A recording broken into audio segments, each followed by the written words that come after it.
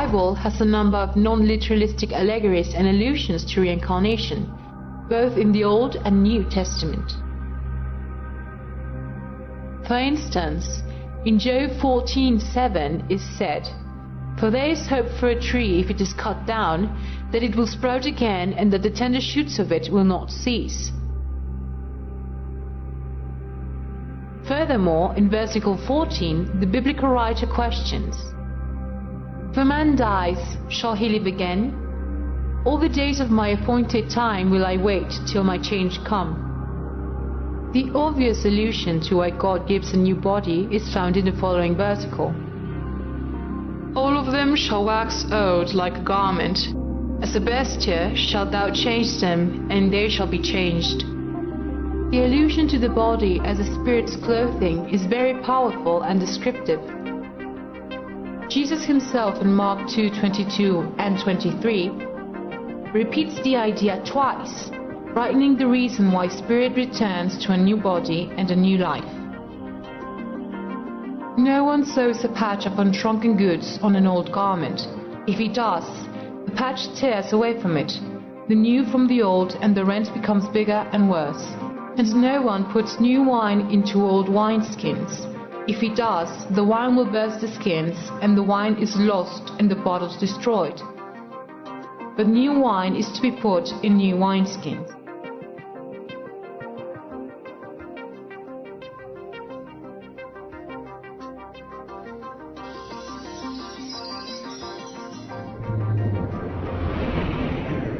Within the following Psalms, the allusion to the spiritual valley and darkness is clearer.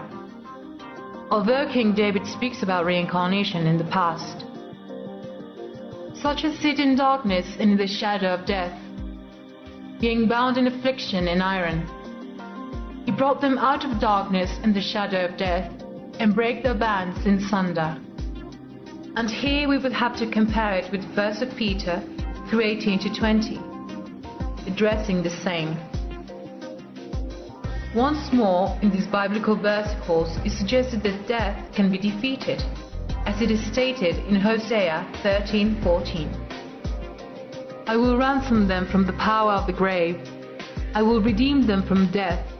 O death, I will be thy plagues. O grave, I will be thy destruction." Jeremiah also refers to pre-existence of the spirit and to reincarnation. "Then the word of the Lord came unto me, saying, Before I formed thee in the belly, I knew thee. And before thou camest forth out of the womb, I sanctified thee, and I ordained thee a prophet unto the nations."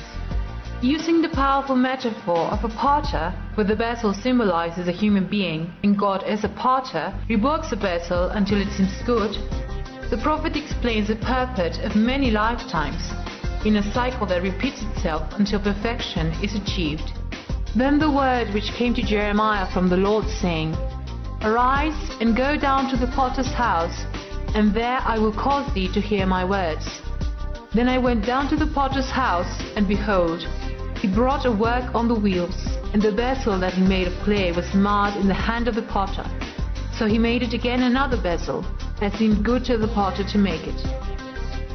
Then the word of the Lord came to me, saying, "O house of Israel, cannot I do with you as this potter, saith the Lord? Behold, as the clay is in the potter's hand, so are ye in my hand, O house of Israel." So the prophet surpasses those who think impossible for a spirit to be human again in a new body with a new name. "Behold, I am the Lord, the God of all flesh. Is there anything too hard for me?" At the beginning of Ecclesiastes, there is a statement credited to Solomon, king of Israel, famous for his wisdom, where once again, the metaphor of cycles or circles, which later in his explanation to Nicodemus, Jesus the Christ states as well, "The wind goeth toward the south, and turneth about unto the north. It whirleth about continually, and the wind returneth again according to his circuits." The original word in Hebrew translated as wind is roah, which means spirit in Hebrew as well. Furthermore, the translated as circles appears in the original text Kabib, which means cycles. Thus, a second reading leads to a deeper significance. The spirit goes to the south and cycles about the north. It cycles and cycles about continually, and on its cycle the spirit returns again. The same allegory is repeated immediately in the next versicle, Ecclesiastes 1:7.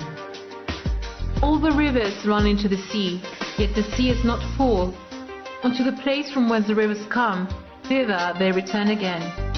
The thing that had been, it is that which shall be, and that which is done is that which shall be done, and there is no new thing under the sun. That which hath been is now, and that which is to be hath already been, and God requireth that which is past. As written in Ecclesiastes, the book of Lamentations ascribed to Jeremiah, mentions again the idea of cyclic and continuous renewal. Turn thou us unto thee, O Lord, and we shall be turned. Renew our days as of old.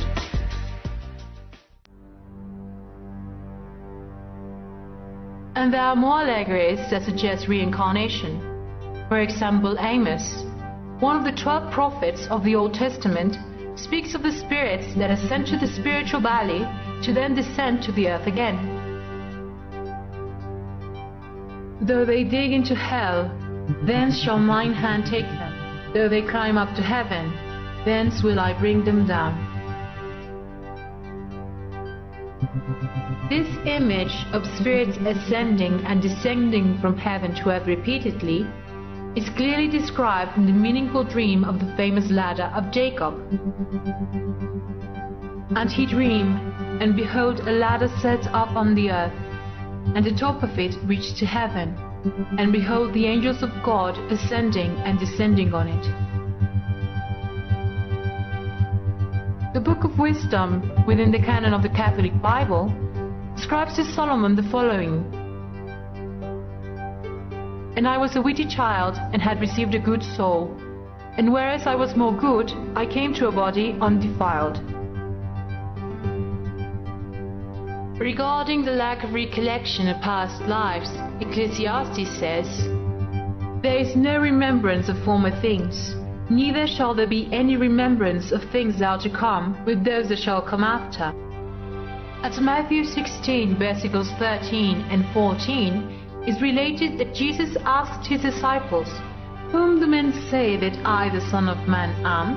And they said, Some say that thou art John the Baptist, who had been executed by that time, some Elias, and others Jeremiah or one of the prophets. So why did Jesus ask that question and did not correct his disciples if reincarnation was a falseness? Since the Master himself made the question, it reveals that in Israel was then common the belief in reincarnation. It would be outstanding that Jesus did not give a teaching opposing such belief, since any time he saw occasion, the Master enriched the apostles with wise lessons in preparation for their forthcoming times.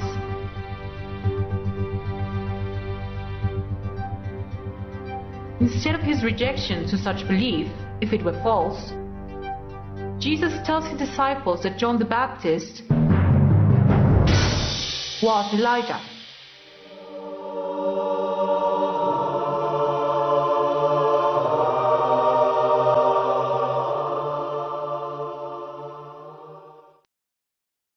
Nicodemus, Pharisee and doctor of the Jewish law, arrives at night to interview Jesus.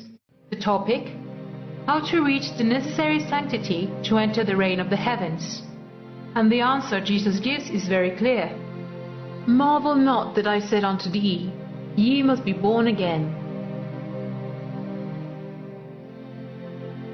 Some Christian preachers, normally literalistic, in this case insist of giving Jesus' answer a completely figurative sense, giving it the meaning of a spiritual renewal. The problem with this is that the Greek adverb anoten in John's Gospel means from the top, in a sense of repetition, as experts in ancient Greek explain. Nicodemus, as the wise Jews before him, knew perfectly well that it was possible to renew spiritually. David, the poet king of Israel, spoke of the spiritual renewal in the same life. Create in me a clean heart, O God, and renew a right spirit within me. Restore unto me the joy of thy salvation, and uphold me with thy free spirit. This was no new revelation for Jewish rabbis, and Nicodemus, being aware of this, discards this and asks the Master something completely different. How can one enter again inside his mother's womb and be born again? And Jesus replies, explaining how one is reborn in water and spirit, and makes it clear to Nicodemus that what is born from flesh, flesh is. He refers symbolically to the water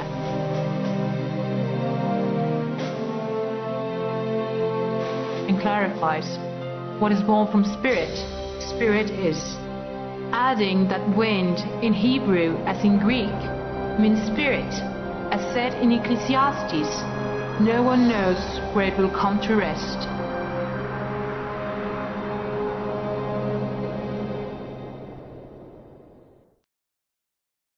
In John 9, verses 2 to 4, it is related that disciples asked Jesus if a man blind from his birth had sinned himself or his parents, that he should be born blind. And once again, Jesus did not contradict the creed expressed by his apostles, being that it is possible to sin before birth. And upon the stubbornness of those that oppose the concept of reincarnation, one might wonder, if this belief were erroneous, why did Jesus fail to deliver his apostles from their error every time an opportunity for this appeared? This would have been something exceptional from he who was a master, devoted to instruct his disciples. As a Pharisee, Paul was a true believer in pre-existence of the Spirit, as disclosed in the following paragraph from Ephesians. According as he had chosen us in him before the foundation of the world, that we should be holy and without blame before him in love. Even Titus Flavius Josephus, the reputed Jewish historian, left written testimony of the widespread acceptance of the reincarnation doctrine amidst the Jewish people.